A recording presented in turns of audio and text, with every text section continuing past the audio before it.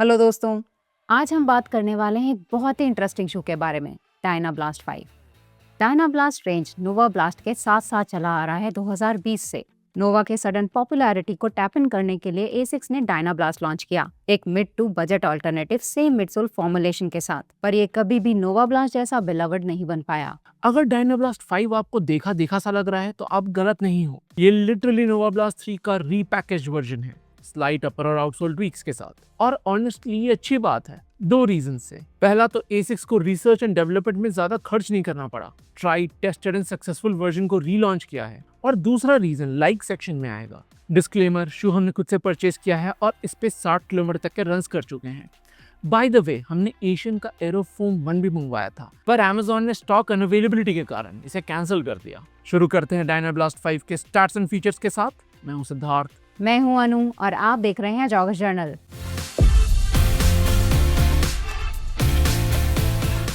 A6 डायनाब्लास्ट 5 का stack code करता है 31 और 23 मिलीमीटर 8 मिलीमीटर ड्रॉप के साथ, पर इसमें इनसोल और आउटसोल इंक्लूडेड नहीं है। मेन साइज UK 8 में इसका वेट है 260 ग्राम्स और MRP है 10,999। अपर बना है इंजीनियर जकार्ड मैश का।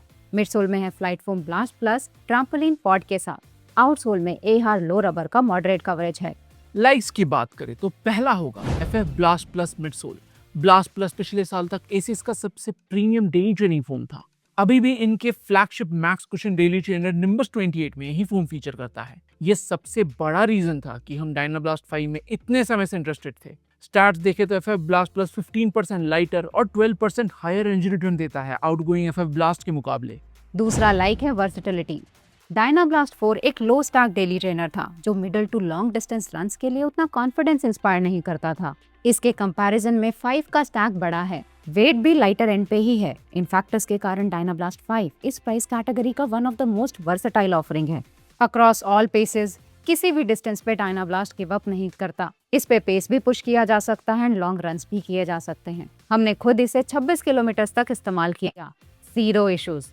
अगला लाइक है प्राइस टू वैल्यू रेशियो।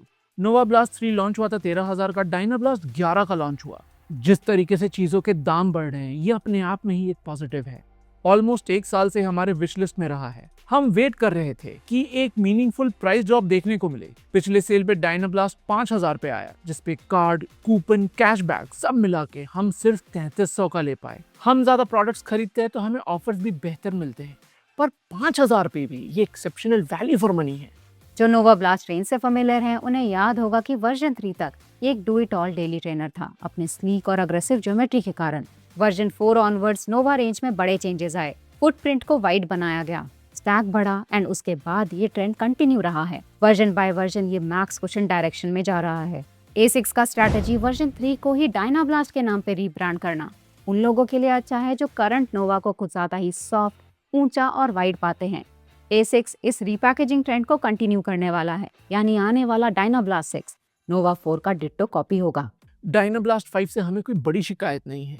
जो छोटे छोटे इश्यूज फेस किए वो अगले सेक्शन रेटिंग्स में मेंशन करेंगे। शुरू करते हैं अपर से। नोवा 3 के कंपैरिजन में अपर थोड़ा थिक, थोड़ा ड्यूरेबल बनाया गया है। इसी वजह से रेफरेंस साइज UK 8 में 7 ग्राम्स बढ़ोतरी हुई है। थिकर अपर के कारण रीडेबिलिटी थोड़ा बहुत कॉम्प्रोमाइज होता है। विड्थ की बात करें तो फिट स्नग साइड पे है। ये फुट हगिंग एक्सपीरियंस देता है। रेगुलर और नैरो फीट के लिए सही है, वाइड फीट के लिए नहीं बना। लॉकडाउन बहुत अच्छा है स्नग फिट होने के कारण। अपर को देंगे 3.5 आउट ऑफ 5। ब्लास्ट प्लस का कुशनिंग तो हमेशा ही अच्छा था, इसका एनर्जी रिटर्न भी प्लेजेंट है। हम डायनाब्लास्ट को डाउन शिफ्टर के साथ टेस्ट कर रहे थे एंड दोनों में बड़ा अंतर पाया। दोनों शूज कंपेरेबल नहीं है, पर डायनाब्लास्ट अपने प्राइस कैटेगरी के हिसाब से अच्छा बैलेंस प्रोवाइड करता है कुशनिंग और लाइवलीनेस का। इसका इम्पैक्ट अब्सॉर्प्शन भी तगड़ा है। स्पीडी एफर्ट्स जो बोन्स एंड जॉइंट्स पे टैक्सिंग होते हैं, डायनाब्लास्ट में रिलेटिवली लो इम्पैक्ट लगते हैं। मिडसोल को देंगे 7 आउट ऑफ 10। नोवा 3 का आउटसोल रबर था रेगुलर AR यानी A6 हाई एब्रेशन रबर। डायनाब्लास्ट 5 में इसे एक अपग्रेड मिला है AR लो का, जो ड्यूरेबिलिटी में सुपीरियर है। ग्रिप ठीक है रोड रनिंग के लिए। हमने शू को हार्ड ग्राउंड पे इस्तेमाल किया, डैमेज नहीं हुआ, पर पकड़ अच्छा नहीं है। आउटसोल में ट्रैम्पलिन पॉड मिलता है जो नोवा ब्लास्ट का स्पेशलिटी रहा है। ये थोड़ा एक्स्ट्रा पॉप देता है रनिंग के दौरान। ऑल इन ऑल आउटसोल को देंगे 3.25 और टोटल स्कोर रहेगा 13.75 आउट ऑफ 20। डायनाब्लास्ट एक बेहतरीन वैल्यू फॉर मनी ऑफरिंग है अगर आप इसे 5,000 के आसपास ले पाए। ये एक traditional yet reliable allrounder package है। बिना extra stack and added weight के। क्यूमुलस 27 भी time to time similar price point पे आता है। हमारा रेकमेंडेशन होगा डायनाब्लास्ट, सिंपली बिकॉज इसमें आउटसोल रबर है, ग्रिप बेहतर है और ये 100-200 किलोमीटर का एक्स्ट्रा लाइफ देगा। रन एक्सपीरियंस क्यूमुलस 27 का सुपीरियर है रॉकर ज्योमेट्री और टच मोर रिस्पॉन्सिव फोम के कारण, लेकिन अंतर इतना बड़ा नहीं है कि ड्यूरेबिलिटी पे कॉम्प्रोमाइज करें।